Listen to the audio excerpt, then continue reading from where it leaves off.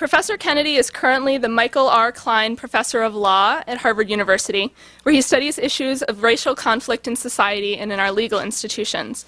His work has appeared in numerous publications, including the Atlantic Monthly, The Nation, and the Best American Political Writing 2002. His books include most recently Interracial Intimacies, Sex, Marriage, Identity, and Adoption, and the powerful and controversial book Nigger, The Strange Career of a Troublesome Word.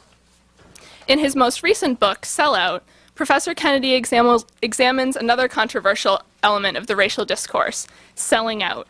He begins with a historical definition of who exactly is considered black, and goes on to examine what is meant by racial loyalty, how it is perceived and by whom, and how it interacts with individuality, family loyalty, national loyalty, and so on. He provides myriad examples of selling out, both historically and in current politics, rereading the situations to show their complexities and ambiguities. Through his analyses of these examples, he demonstrates how detrimental the label can be for both the individual and for society as a whole.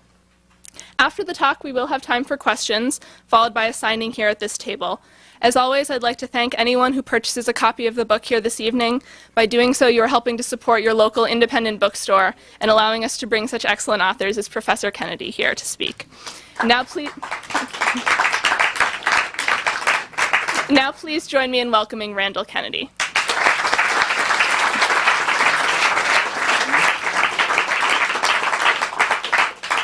Thank you very much for the generous introduction, and thank you even more for affording me the privilege of this forum and for affording this forum to all of us.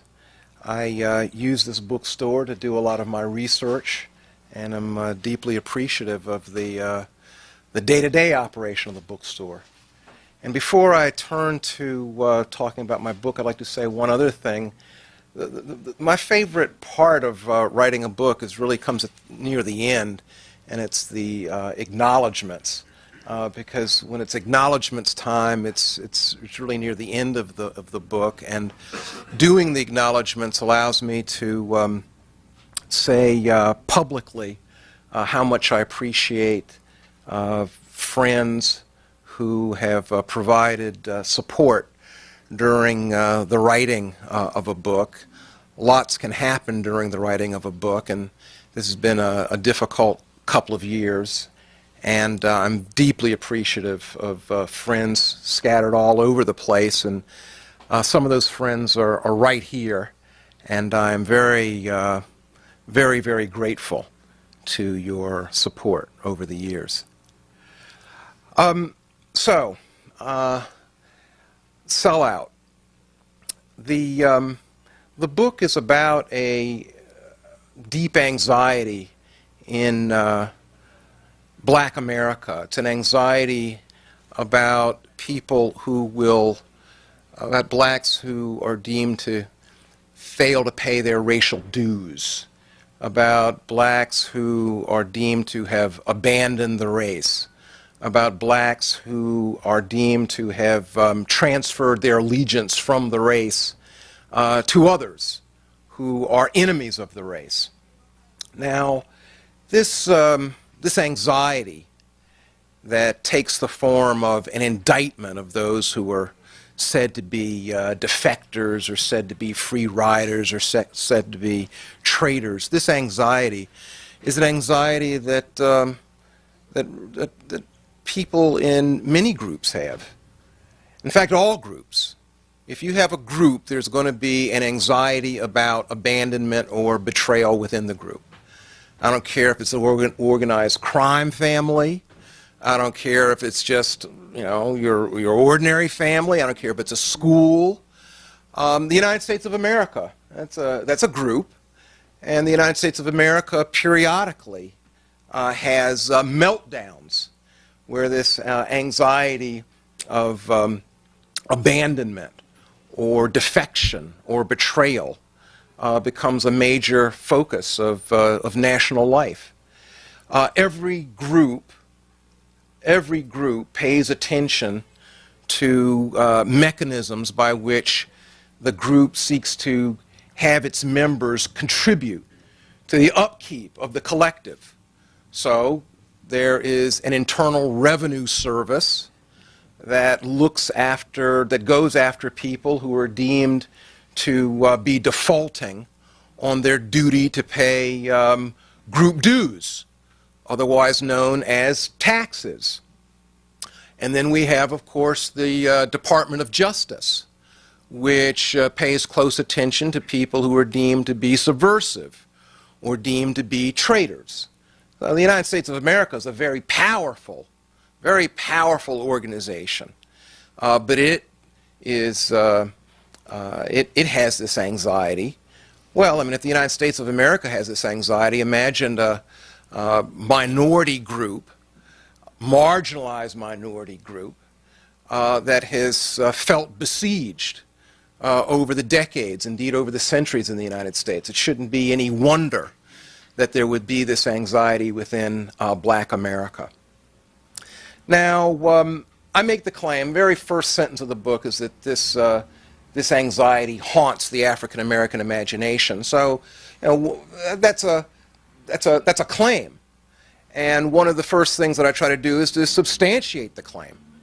And one of the ways in which I try to substantiate the claim is to give lots of examples showing this anxiety. And one of the ways I try to do this is to show the number of times that prominent black Americans have been called racial traitors or sellouts. And so when I was doing my research, I tried to really focus on people who I thought it would be a surprise for readers to learn that they had been called a sellout. So in the 19th century, who was the most celebrated African-American activist intellectual of the 19th century? Probably Frederick Douglass, the great abolitionist. Well, Frederick Douglass was charged with abandoning the race when, on the occasion of his second marriage. Frederick Douglass's first marriage was to a black woman, a woman who had helped him to escape slavery. And they had a long marriage. They had several children together. Then she passed away, and he remarried. He remarried a white abolitionist. This caused a furor within black circles, and there were a substantial number of black people who took the position that Frederick Douglass had abandoned the race by marrying outside of the race. Let's fast forward, 20th century. The most celebrated black activist intellectual of the 20th century was probably W.E.B. Du Bois. Probably W.E.B. Du Bois. Well, in 1917, when he was editing the NAACP's great publication, The Crisis, Du Bois wrote an editorial called Closing Ranks. And in Closing Ranks, in 1917, Du Bois said that during the pendency of World War I, the United States had entered World War I, Du Bois writes Closing Ranks, and he says, listen, during the pendency of this conflict, black Americans ought to rally around the flag. Black Americans ought to rally around the flag, contribute to the United States war effort, and ought to also subordinate their just protest, against white supremacist outrages. Well, there were comrades in arms at the NAACP who said, Du Bois, this is terrible. They were absolutely appalled.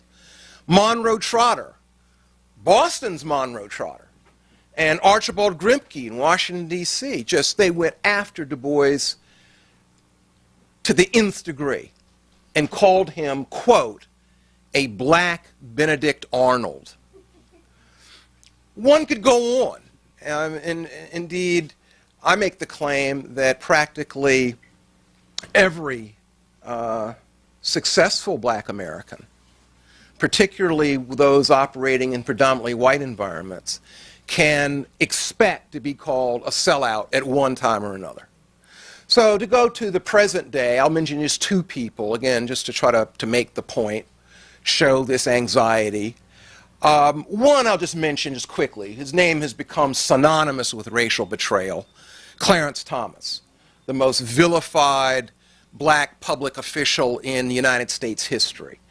Clarence Thomas is, well, he's vilified for a variety of reasons, but most important is his vociferous denunciation of affirmative action. And so he's vilified. Let me mention another person, however, who has had to grapple with this anxiety that I'm talking about. The person whose name is on the lips of everyone across the United States, Barack Obama. From the outset of Barack Obama's presidential campaign, he has had to grapple with this anxiety. So Barack Obama's support, or at least a very substantial part of his support, comes from white people. And there are white people who have enthusiastically embraced Barack Obama. I mean, fervently embraced him. Well, within an appreciable sector of black American society, this is viewed as cause for great suspicion. Why do the white folks like this Negro so much? It's true. Why do they like him so much? There must be a problem. Is he selling out? In fact, this is so much the case that a few months ago, Barack Obama, in a speech before the National Association of Black Journalists, confronted this head on and expressly stated that this is a real problem. It should not be the case that a black elected official running for office should not be suspected of being a sellout simply because he has white support. But he addressed it because it's a real issue. All right. This anxiety, in my view, there are two things to be said about this anxiety. One, I think it is a necessary. It's necessarily attendant to group life. I don't think you can get rid of this anxiety. There's some people who've grappled with this problem. I think of, for instance, Stephen Carter, colleague at Yale Law Schools, grappled with this issue and would like to just rule completely out of order the idea of the sellout. Glenn Lowry seems to come close to that position of wanting to just get rid of the idea of the sellout. I don't think you can get rid of it, though. And I don't think you can get rid of it because it comes with a group. You can get rid of a group, but I mean, if you can try to do that. But if you're going to have a group, if you're going to have an imagined community called Black America, you're necessarily going to have some sort of boundary. And as soon as you have some sort of boundary, you have the question, has somebody gone so far outside of that boundary from within the group as to cut themselves off from the group and make themselves an enemy of the group? So I don't think you can get rid of this, even though it has many negative consequences. I think when it is used, especially as it's used in discourse, it often is used to squelch debate by making some positions, just sort of beyond the pale. That's a problem.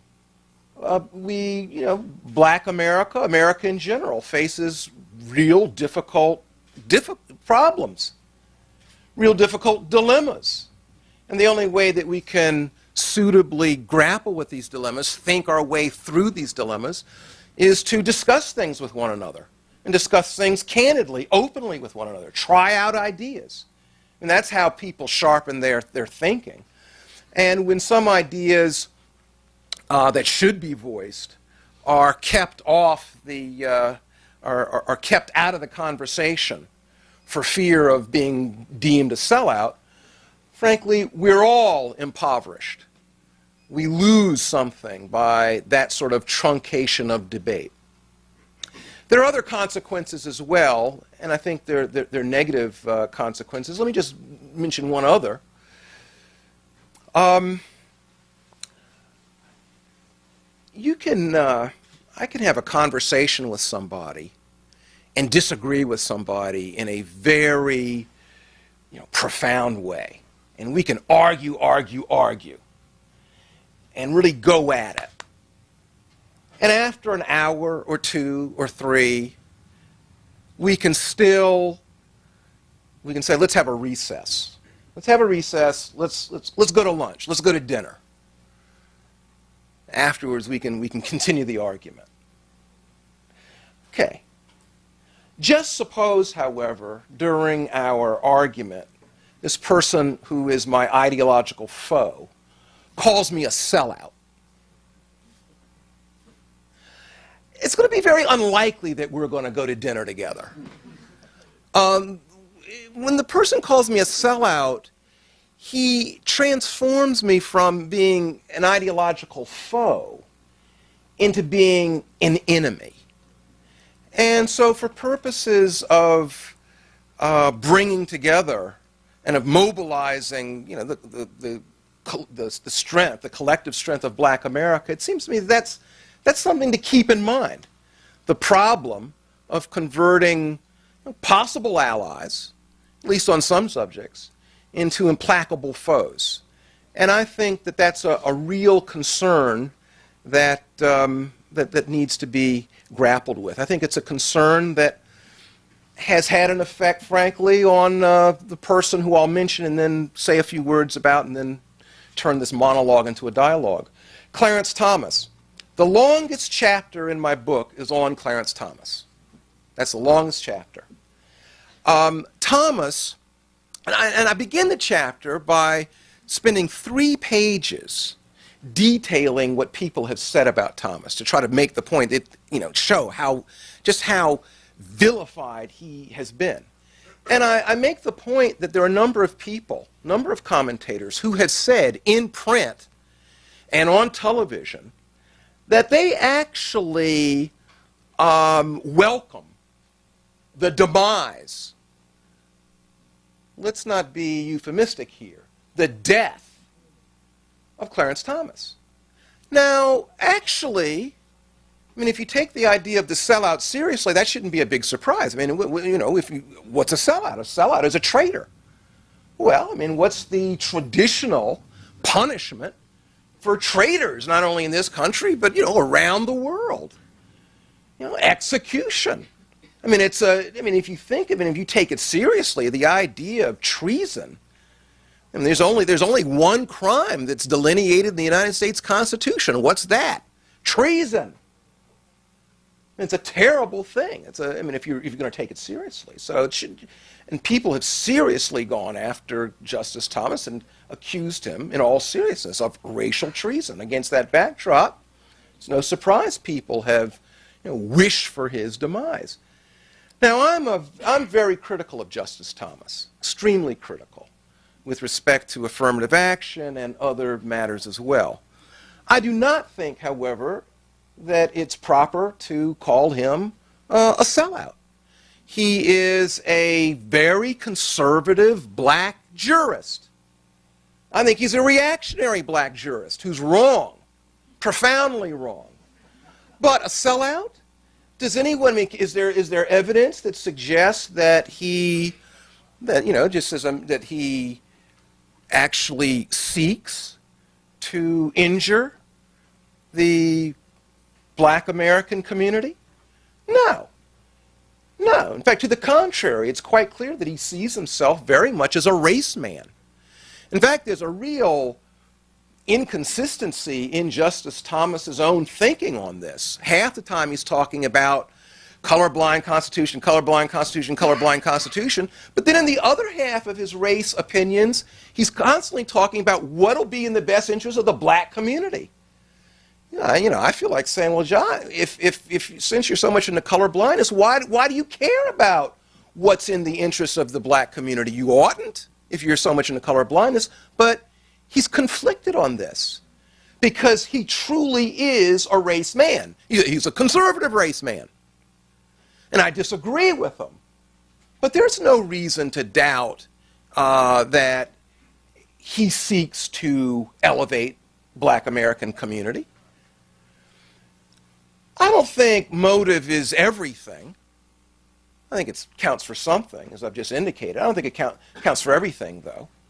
So then you ask the question, well, putting aside his motives, is he arguing positions? Is he advocating positions? Is he championing positions that are so outre, are so devoid of merit, that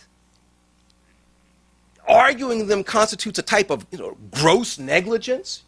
They're so wild that they're just beyond the pale. Nobody could possibly think that who has any sympathy for black America. The only person who could possibly think that is somebody who's an enemy of black America. Is that the position? Is that how one should assess his positions? I think not. As much as I disagree about Justice Thomas's views with respect, for instance, to affirmative action, there are a couple of things to take into account. One thing to take into account is he's not alone. He's not, he's not idiosyncratic on this. When I go home to Washington, D.C., to Kelly's barbershop, I'm in an all-black barbershop, and the people that I'm around generally agree with Justice Thomas about affirmative action and lots else besides. Polling data, polls indicate probably about at least 10 to 15%, maybe more, of the black population agrees with his position. Now, that's not all. Some of the stuff that he says is, he makes weighty arguments. It's not as if all the arguments he makes are weightless or silly. He makes actually some good arguments. I think that they are losing arguments in the end, or should be losing arguments in the end. But he makes weighty arguments with which one should contend. They're quite sensible, and one should grapple with them as opposed to simply dismissing them. So I don't think that Clarence Thomas is properly deemed a sellout. In fact, I don't know of an influential black American in public life today who I think is properly deemed a sellout. That goes for Clarence Thomas, that goes for Condi Rice, that goes for Colin Powell, that goes for Alan Keyes, that goes for Ward Connerly, that goes for the rap artists. Some people call them the real sellouts. I don't know, Snoop and, Dr. Dre.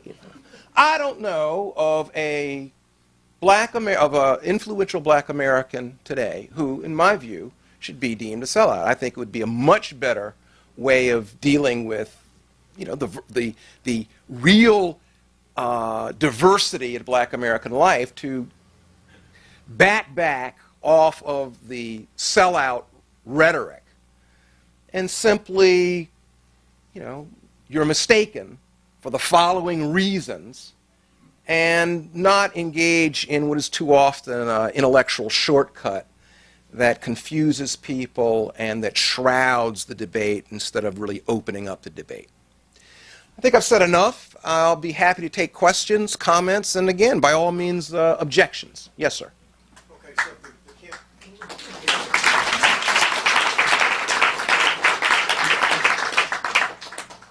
so if you're postulating there can't be a sellout, if you're successful, then what is racial betrayal? Okay. Remember, I didn't say can't. I didn't say as I remember. I think I want to keep the category of sellout. Okay. And what you're saying is who's in it. Okay. If Clarence Thomas isn't in it, who's in it? And remember what I just said. I don't think he's in it, and I can't think of an influential black American who today, who I know of, who I would call a sellout. How about Booker T. Washington? No, absolutely not. Absolutely not. Tiger Woods. Tiger Woods, no. But I'll give you some. Okay. I'll give you some, and then, and some are alive, though they are rather obscure figures. Thank goodness. the man who was Martin Luther King Jr.'s accountant and the bookkeeper for the Southern Christian Leadership Conference, for mercenary reasons, on about a monthly basis, reported the finances of King and the SCLC to the federal government for mercenary reasons. If that person's deemed a sellout, I do not object. In 1901, William Hannibal Thomas wrote a book that was one of the leading negrophobic diatribes of the period.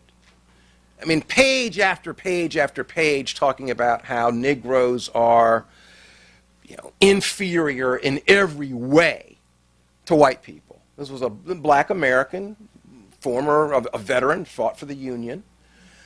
He was lauded by the white supremacist commentators of the period, described as brave, and he was a black white supremacist. If he's described as a sellout, you have no objection from me. Now, I can imagine somebody saying, gosh, Kennedy, you are defining it so tightly that the idea doesn't have any breathing space. But I don't think so. Let me go outside of the racial context and make an analogy between, and go to the question of, let's talk about gay Americans. There are gay Americans who have been outed and labeled as gay sellouts. I think, for instance, although I've forgotten, momentarily I'm forgetting his name, the brains behind Senator Jesse Helms was a gay man. In fact, he recently got married right here in Massachusetts. He was advising Jesse Helms at the very time when Jesse Helms was the leading homophobe in the Senate of the United States. He was outed, and gay activists said, this guy, they didn't use it, this guy is essentially a sellout. He's a traitor. I don't object to that. Terry Dolan, founder of NICPAC, was a champion of the far right, and was a champion of the far right, a gay champion of the far right. He was closeted, but would party with gay folks at the same time as he was nourishing a politics that was expressly anti-gay. Now the question would be, are there analogs to Terry Dolan and this fellow from Massachusetts that I just described? Fortunately not. Fortunately not. Now, I hypothesize that the reason for that is racial politics has taken a different turn, or has evolved to a different place than gay politics. That is to say, there is no political market for expressly anti-black politics. So you just don't, you don't get a big benefit out of being expressly anti-black. Unfortunately, there is a market still for expressly anti-gay politics, and so politicians, get a benefit out of it, and so they still go for it, and there are gay people who go with it. Now, those folks, fine, call them sellouts. There is no black analog. So the category is there. It could be filled. I hope it won't be, but it could be. Yes. In the 30s and 40s, when fair-skinned black people could pass for white, it was sometimes applauded by black America that they were getting a chance that they wouldn't have had. How about the people now that pass for white in the millennium? Are they considered sellouts? Yeah, I have a chapter on passing. It's one of my favorite subjects. And actually, even 30s and 40s, there are black people, and black opinion is ambivalent on this. Some black people have viewed passers, white Negroes, as essentially engaging in racial abandonment. You're abandoning us. And we need you, you're abandoning us, and to that extent, you're a sellout. You're individualistic, you're trying to sort of, make your way while being indifferent to the plight of your racial brothers and sisters. So there has always been this abandonment critique. But as you point out, there's also this flip side, which has almost taken a certain delight in black passers. And the whole question of who's who is at issue here. There's been a certain delight in black people making a fool out of white people. So, for instance, in Washington, D.C., some of the first police officers in Washington, black police officers in Washington, D.C. were people who were passing. Black people knew it, and they were just laughing their heads off. This is great.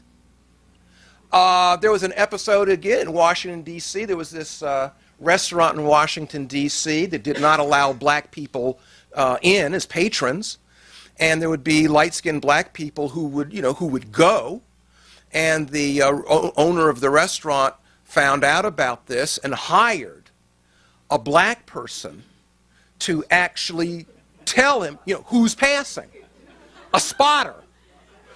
Now, a very interesting thing happened. The D.C. Afro-American found out about this. And the D.C. Afro-American printed the name of the spotter. He was the sellout. They outed the spotter. And it was an interesting turn on that. And to this day, there is the same level of ambivalence. Now, your comment makes me think of the way, actually, I begin the book. I begin the book with a chapter called Who is Black? And I did it at the instance of my editor. My editor, very good person, Errol McDonald. I turned in the book, or the manuscript, and Errol said, there's one thing missing from this. You need you need to have a chapter that begins with who is black. And he said, the reason why you need to have a chapter that begins with who is black is because you're talking about the sellout. Well, for somebody, a sellout is different than an enemy. An enemy to a group is an outsider to the group. But the reason why sellout packs such a punch, such a visceral punch, is because the sellout is not simply an enemy to the group, but the sellout is a person who is in the group and an enemy to the group. But to determine who's in the group, what are the criteria? So you first got to tell people who is black. And so I spend the first chapter sort of trying to get into that. And that actually turns out to be a rather complicated thing. Just as a matter of law, there are hundreds of cases that turn on the question of who's black. How do you know a black person when you see a black person? Is it skin color? Well, there are light-skinned black people who look white. Is it texture of the hair? You can do the pencil test. You pull in a pencil. There's a pencil stick. There's width of nose. There's lips. There's a paper bag test. Seriously. It's a big thing. And indeed, again, to go back to Barack Obama. Barack Obama on 60 Minutes was asked, when did you decide to be black? And, well, but his response, he gave a very strong response. Many of you will recall who might have watched the interview. When he was asked, you know, when did you decide to be black? He's responded immediately by saying, what are you talking about? I am black, and I'm treated as black.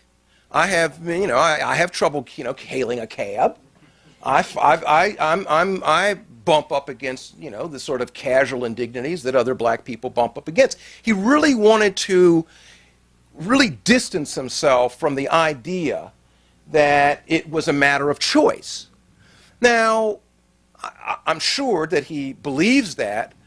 I disagree with him, however, on the question of choice. I disagree with him on the question of choice. I mean, he made it seem as though he really did have no choice in the matter. I think he does have a choice in the matter. He does have a choice in the matter. His mom is white. His father's a black African. There are hundreds of thousands of Americans who, with that combination, call themselves multiracial, call themselves mixed race. Some even, mulatto's coming back. Mulatto. He could have done, somebody, Tiger Woods, mixed race, Kabbalah Asian, what have you. He could have sought himself, but he doesn't. Barack Obama, what are you? I'm black. I'm African American. Unequivocal. That's a matter of choice.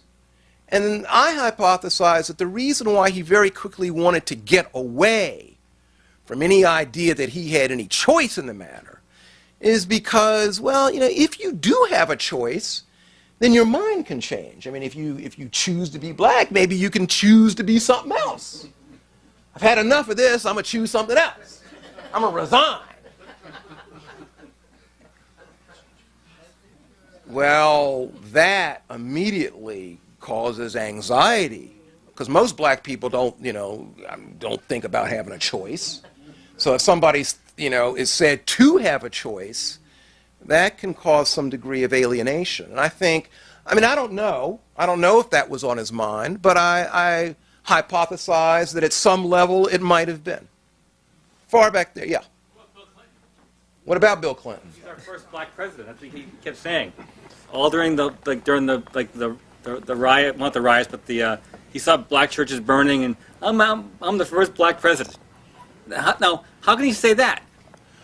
Well, I don't know how he can say it. But he said over and over and over again. The guy's a phony. He's just such a phony. It's incredible. Well, tongue-tied.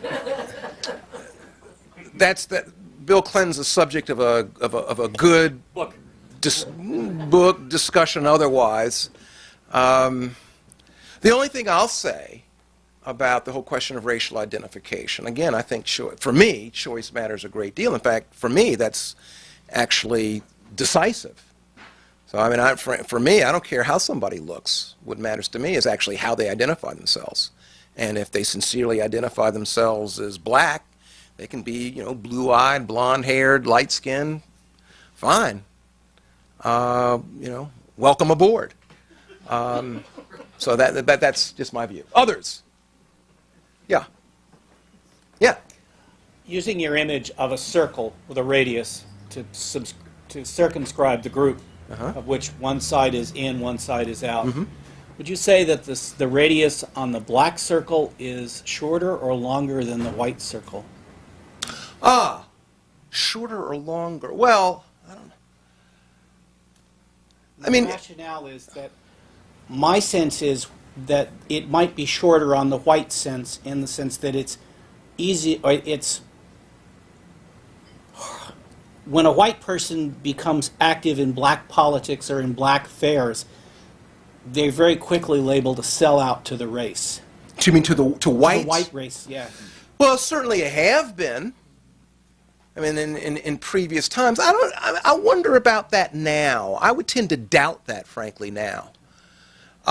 Certainly if we're talking about, the 1960s, if you were, a white person in Mississippi circa 1962 talking about marching for, racial equality, yep, you could expect to be called a race traitor, all right. And there was another word for, nigger lover, race traitor. Similar dynamic. I would think that for black Americans, this anxiety in racial terms is is sharper because, you know, black America is situated so differently than white America. I mean, it's smaller and it's besieged.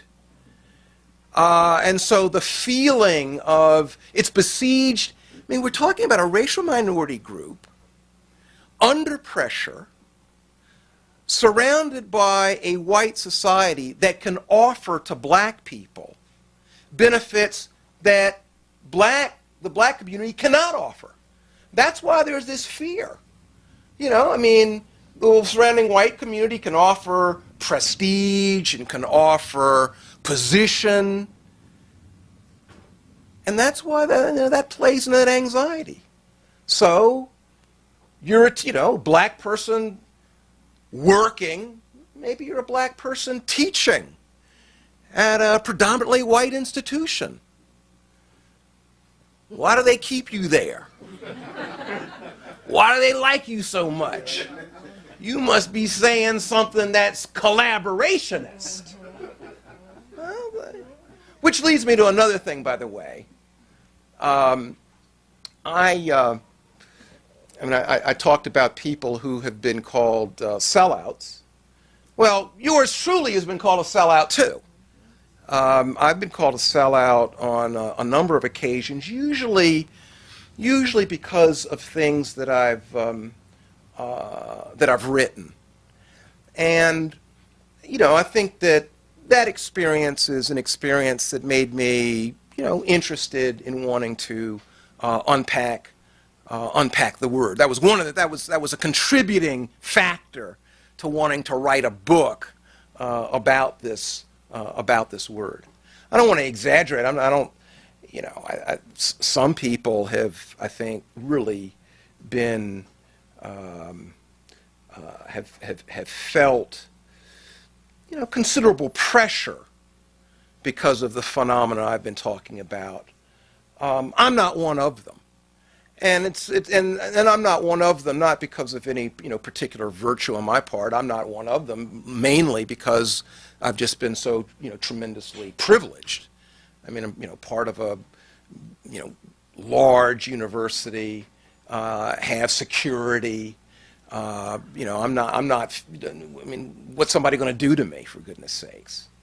I'm in a lot better position than some other people who, you know, are not so insulated against, you know, group opinion. Yes, sir. Yeah, most studies indicate that African Americans are among, if not the most conservative group of individuals in the country. While at the at the same time, they're socially and politically liberal.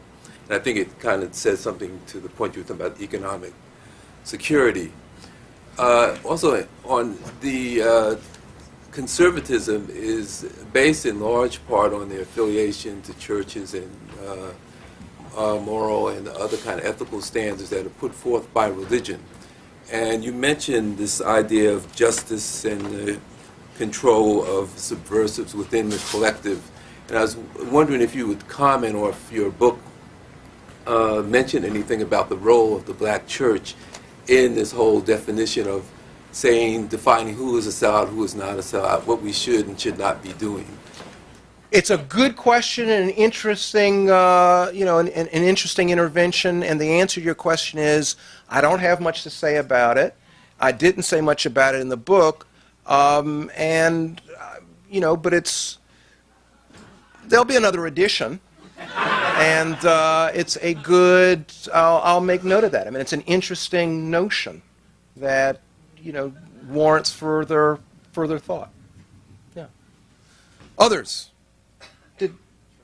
This lady here. People haven't spoken. Yes. I'd really like to either hear or read a dialogue between you and somebody who strongly disagrees with you about Clarence Thomas. So I'm just wondering, do you write that in your long chapter about him? Well, yeah, I think, let me put it like this. I think that I give I give enough in that chapter so that somebody could read that chapter and make an argument against my position. I mean, I think, you know, and in fact, as far as reviews go, one person who recently reviewed the book and who thought I was wrong on the Clarence Thomas issue, Alan Wolfe, at Boston College, distinguished person, thinks that I'm being too generous to Justice Thomas, but I think an argument, a counter argument, could be made. I just think it would be, I just disagree. That's all. Others, yeah. Are there instructive examples where having been accused of being a sellout really contributed to the downfall of someone, or inversely, where being accused as a sellout was currency to their success in some way? On the question of downfall, yes. And here is another instance of the way in which the sellout indictment has been destructive within black circles. In the late 1960s and the early 1970s, J. Edgar Hoover's Federal Bureau of Investigation, in its attack on the Black Panther Party and other parties, had a potpourri of strategies to destroy these organizations. One of the key strategies was to plant a rumor that such and such a person was a sellout. And these rumors took root, and that's one of the reasons why these organizations, just deteriorated. People were at one another's throats because of this anxiety. Because of this anxiety out there, the FBI was able to wage a very, very effective campaign. Now, having said that, let me make note of a difficulty with, another difficulty with the idea of the sellout, and let me go right back to the FBI, or its precursor. The first blacks who became agents in what is now the Federal Bureau of Investigation were people who were hired by J. Edgar Hoover in the 1920s to infiltrate Marcus Garvey's Universal Negro Improvement Association, UNIA. And these blacks, they were black people, usually they came from the Caribbean. They infiltrated the UNIA, and they were used in the prosecution of Marcus Garvey. He was prosecuted for fraud, he was convicted, he went to jail for a while, then he was deported. These black agents were later asked why they did what they did. And they said as follows. They said, we testified against Marcus Garvey and we infiltrated his organization because we thought that Marcus Garvey was misleading black people. He was leading black people over the edge. And so if they were sincere, now of course that's a problem in and of itself, but if you take them at their word, they were ideologically opposed to Marcus Garvey and were helping the United States bring him down for the benefit of black America. Now, that is a really what does one say about that? Also note that in the 1920s, what was W.E.B. Du Bois saying about Marcus Garvey? In the 1920s, W.E.B. Du Bois was saying that Marcus Garvey constituted one of the gravest threats to black America. Well, what is again, that's different. That's not a mercenary, that's not being mercenary. That's having an ideological that's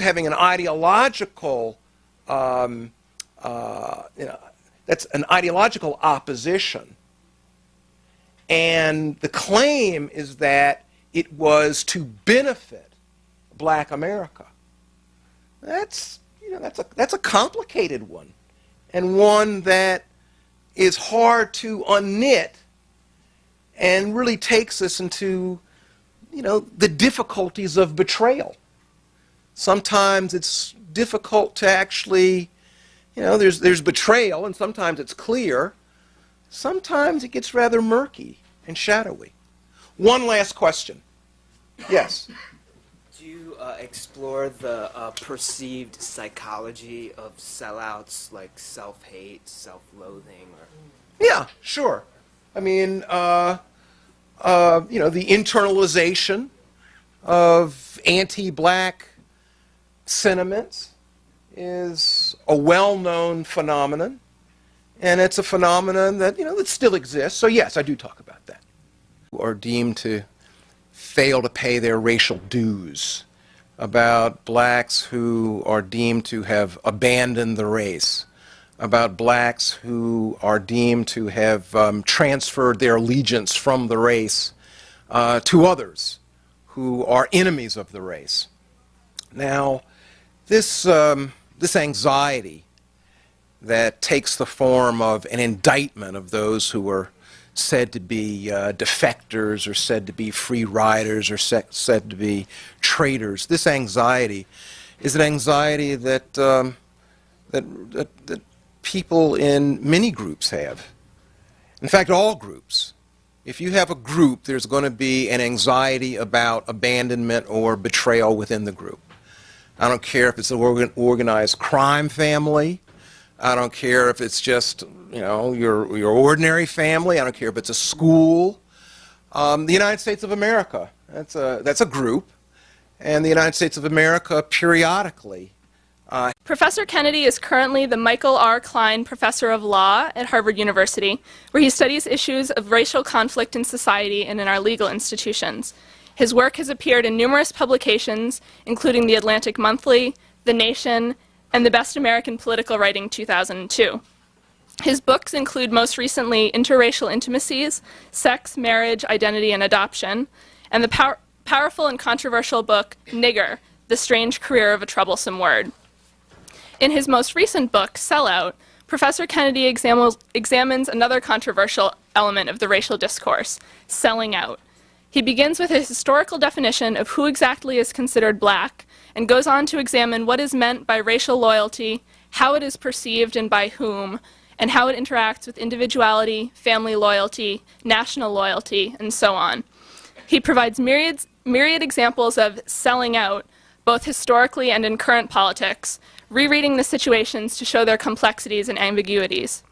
Through his analyses of these examples, he demonstrates how acknowledgments, because when it's acknowledgments time, it's really near the end of the book, and doing the acknowledgments allows me to say publicly how much I appreciate friends who have provided support during the writing of a book.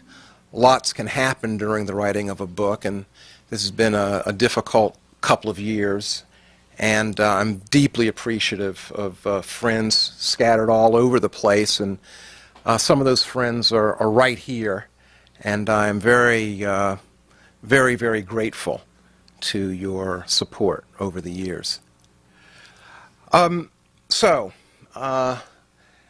Sellout.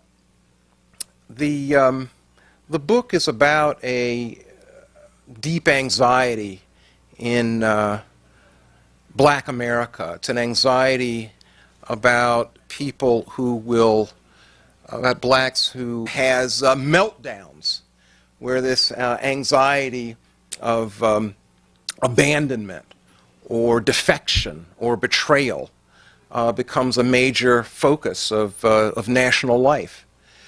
Every group pays attention to mechanisms by which the group seeks to have its members contribute to the upkeep of the collective. So there is an internal revenue service that goes after people who are deemed to be defaulting on their duty to pay group dues, otherwise known as taxes. And then we have, of course, the Department of Justice, which pays close attention to people who are deemed to be subversive or deemed to be traitors.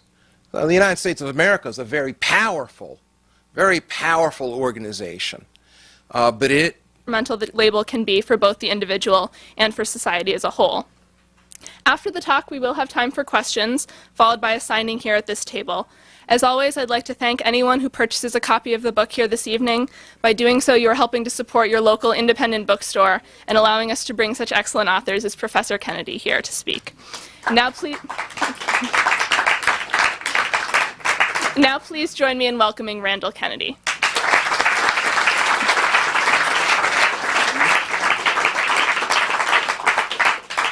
Thank you very much for the generous introduction, and thank you even more for affording me the privilege of this forum and for affording this forum to all of us. I use this bookstore to do a lot of my research, and I'm deeply appreciative of the day-to-day operation of the bookstore. And before I turn to talking about my book, I'd like to say one other thing. My favorite part of writing a book really comes near the end, and it's the